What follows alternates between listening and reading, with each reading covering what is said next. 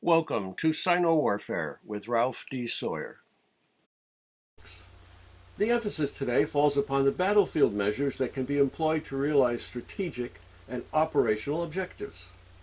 It should be remembered that when superlative commanders of old, quote, moved when it was advantageous and halted when it wasn't. Sunzi also admonished generals, quote, not to rely on the enemy not coming, but depend on having the means to await them. Not rely on their not attacking, but depend on occupying an unassailable position. And finally, he said, when someone excels in attacking, the enemy doesn't know where to mount their defense. When someone excels at defense, the enemy doesn't know where to attack. It might also be recalled that tactical measures which fall somewhere between strategy and tactics are specified for various configurations of terrain. Conversely, the commander should strive to exploit disadvantageous ground by compelling the enemy onto it whenever opportune, though this is implied more than stated in the art of war. Despite the importance of planning, preparation, and training, warfare ultimately comes down to combat itself. Sunzi says, from the time the general receives his commands from the ruler, unites the armies, and assembles the masses, to confronting the enemy and encamping, there is nothing more difficult than military combat. Now, if there's a single fundamental principle, it's go forth where they don't expect it, attack where they aren't prepared. It's a principle that can only be realized through secrecy, strict discipline, and being unexpected.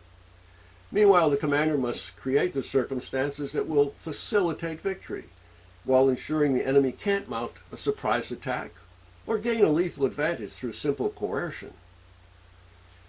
In accord with the commander's independence in the field, there are some important negatives. Quote, there are roads that aren't followed. There are armies that are not attacked. There are fortified cities that are not assaulted. There is terrain for which one doesn't contend. Previously lost tomb text passages explain these cautions. Roads that aren't followed are problematic for several reasons. Quoting from the tomb text, if we shallowly enter the enemy's territory, the situation to the fore will be unknown. But if we enter deeply, we won't be able to consolidate advantages at the rear. If we move, it won't be advantageous, but if we remain stationary, we will be imprisoned. Even though the Army's strategic power appears superior, caution is therefore required when confronting armies under superlative commanders.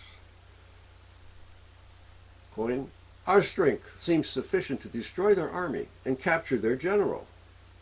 However, from a long-range perspective, they have officers who excel in unorthodox strategic power and skillful tactics, and the army is well ordered. The art of war itself emphatically advises against undertaking sieges or assaulting fortified cities because of the enormous cost. A famous passage in the art of war describes the toil required. Quote, preparing large movable protective shields, armored assault wagons, and other equipment and devices will require 3 months. Building earthworks will require another 3 months. If the general cannot overcome his impatience, but instead launches an assault in which his men swarm over the walls like ants, he will kill 1/3 of his officers and troops, and the city still will not be taken. Sunzi therefore concluded, this tactic of attacking fortified cities is adopted only when unavoidable. Nevertheless, even in his time, commanders insisted upon mounting sieges and launching assaults. So the tomb text fragments narrow the focus to certain types of fortified cities. Quoting the tomb text, we've estimated that our strength is sufficient to seize a city. However, if we take it, it won't be of any advantage to the fore, nor will we be able to protect it at the rear. If our strength is equal to the enemy's, the city certainly won't be taken.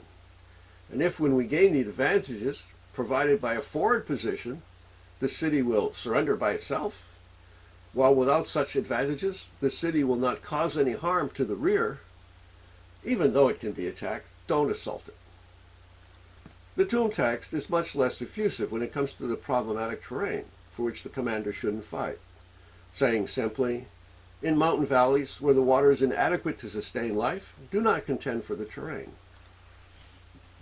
On the positive side, certain actions should be initiated to enervate the enemy and make them susceptible to defeat. In general, whoever occupies the battleground first and awaits the enemy will be at ease. Whoever occupies the battleground afterward and must race to the conflict will be fatigued. If the enemy is rested, you can tire them. If they are well fed, you can make them hungry. If they are at rest, you can move them. Go forth to positions to which they must race. Race forth where they do not expect it.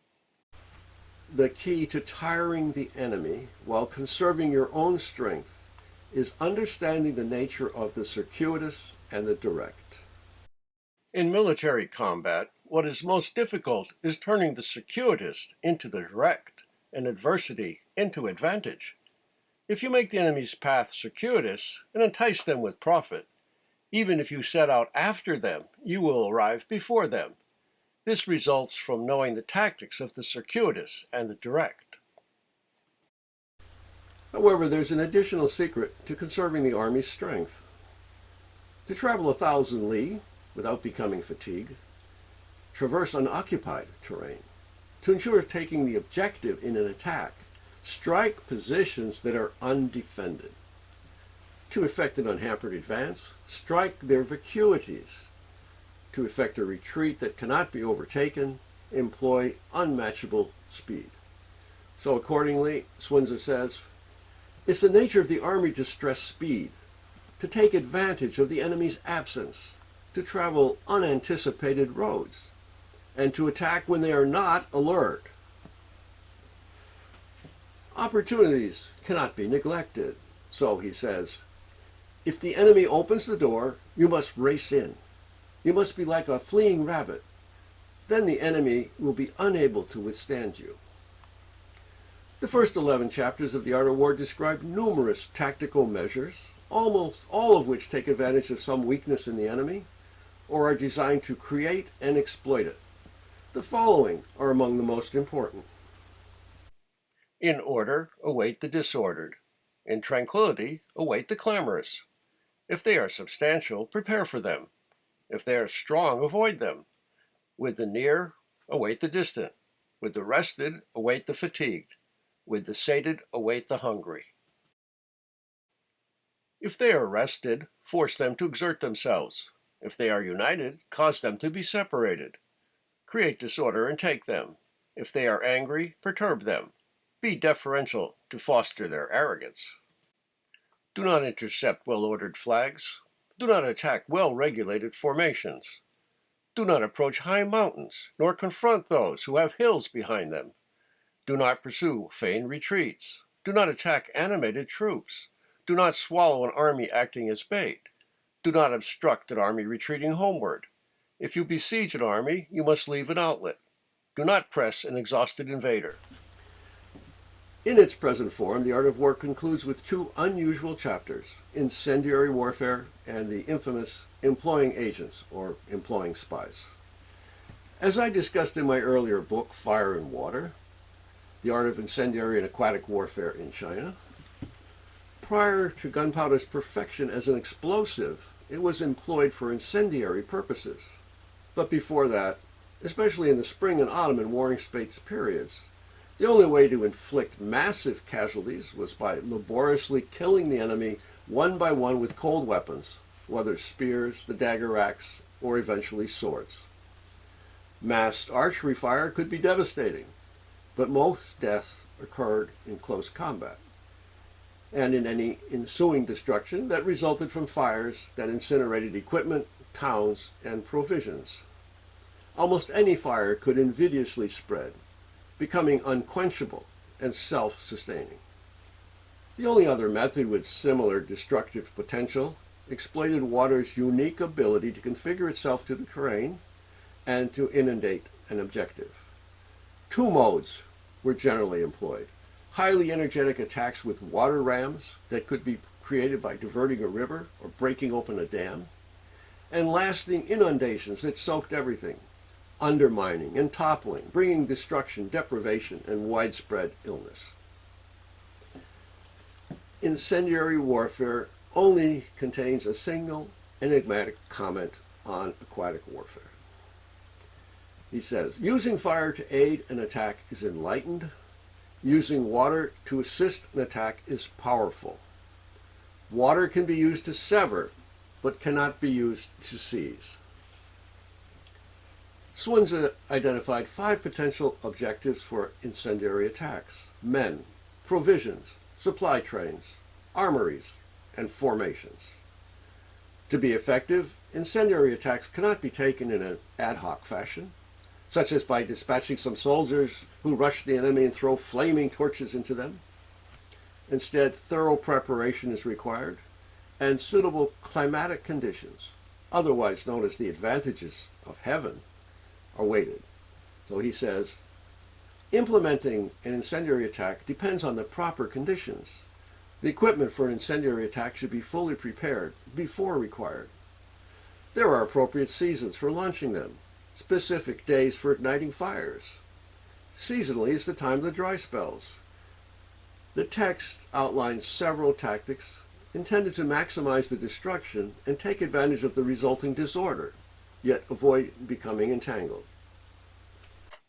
If fires are ignited within, you should immediately respond from outside. If fires are ignited but their army remains quiet, then wait, don't attack. If the fires flare into conflagration, follow up if you can, but desist if you cannot. Defensive measures must of course be put in place against tactics with such destructive potential. Sunzi therefore said, the army must know the 5 changes of fire in order to defend against them at the astrologically appropriate times. Irrespective of the actual tactics, ultimately, he says, the army is established by deceit, moves for advantage, and changes through segmenting and reuniting. Its speed is like the wind, its slowness like the forest. Its invasion and plundering are like fire. Unmoving, it's like the mountains. It's as difficult to know as the darkness. In movement, it's like thunder. Now, moreover, having achieved a hard-fought victory, the commander must exploit it. If someone is victorious in battle and succeeds in attack, but doesn't exploit the achievement, it's disastrous, and his fate should be termed wasteful and tarrying. Now, as for pondering, it's time to move on to the vital issue of command and control. Hopefully it will be of interest. As always, thank you for watching.